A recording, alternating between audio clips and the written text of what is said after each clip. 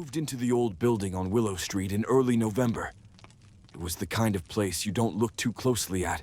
Water-stained ceilings, flickering hallway lights, and wallpaper that peeled like skin.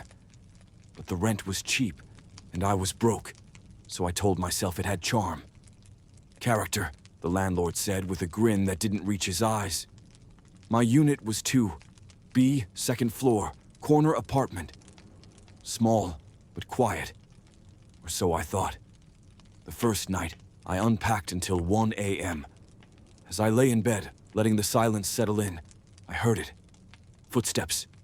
Above me. Not hurried or light, slow, deliberate. A dragging sound. Step, drag, step, drag. I assumed it was just a late-night walker. Maybe someone restless. The sound stopped at 3:01 a.m. exactly. But the next night it returned. Same time, 2:17 a.m. Same rhythm. Step, drag, step, drag. Back and forth, across the ceiling. The pacing never changed. Always the same speed, the same pattern. Every single night. By the end of the week, it had become a kind of grim routine. I'd lie there, counting the steps. Trying to fall asleep before it started, never managing to. The sound wasn't just above me anymore. It was inside me, like it was echoing in my bones.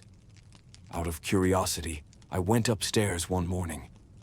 The hallway on the 3rd floor was colder than the rest of the building. No noise, no lights, just stillness. Apartment 3B, directly above mine, had no name on the door, no decorations. The number was crooked, hanging by one nail. I knocked. Nothing. Then I noticed something strange. The doormat was covered in dust, untouched. No footprints, not even a smudge. It looked like no one had come in or out in years. I asked the landlord about it later. He frowned. 3B's been vacant since the Holloway girl left. She disappeared. Disappeared, I asked, half laughing. She just left everything. Didn't break her lease, didn't call, didn't even pack. Like she vanished into thin air. I felt a chill in my spine. But someone's in there, I said. I hear footsteps, every night. The landlord's face went blank for a moment. Then he said something I'll never forget. You're not the first tenant in 2B to say that. That night, the pacing started again. But this time it didn't stop at 3:01. It went on, past 4, then 5. By dawn, I was shaking from exhaustion. But worse than the sound was the feeling, the pressure in the room, the sense that something was just above me. Not walking, watching. I decided to record the audio, set up my phone, left it recording by the ceiling. I went to work like normal, tried to forget about it. When I listened to the audio that evening, I felt physically sick. From 2:17 a.m. to 3:01 a.m., there were footsteps, just as I expected. But then, at exactly 3:02 a.m., there was something else. A whisper. Faint. Almost too quiet to catch.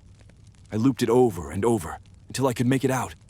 He still lives, beneath. I dropped my phone. I barely slept. The next day, I broke into 3B. It wasn't hard. The lock looked old, barely functional. One push, and the door creaked open. The smell hit me first. Dampness, rot, and something metallic like old blood. The apartment was covered in dust. Cobwebs hung from the ceiling like curtains. But everything inside looked lived in. Plates on the table, a coat on the chair, even a cup of tea, dried and cracked with age, still sitting beside an open journal. I picked it up. The last entry was dated March 3rd, 2 years ago. It read, "The man beneath me won't stop pacing. He walks in circles all night. I tried to talk to him once. I knocked. He knocked back. Now he's in the walls. I can hear him breathing when I sleep.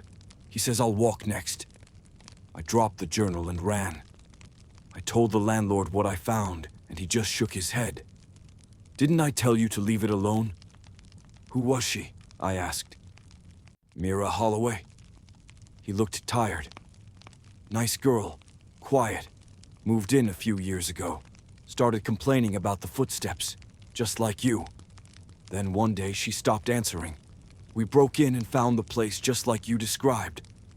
But she was gone, no trace of her. That night I didn't go home. I checked into a hotel, but I couldn't sleep. Because at 2:17 a.m., in that unfamiliar room, I heard it again. Faint, but clear. Step, drag, step, drag. It had followed me.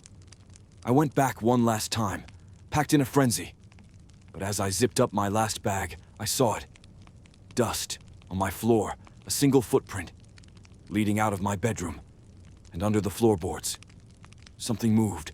I didn't look, I didn't scream, I just left. But even now, weeks later, I still hear it. No matter where I go. Always at 2:17 a.m., always the same steps. Step, drag, step, drag.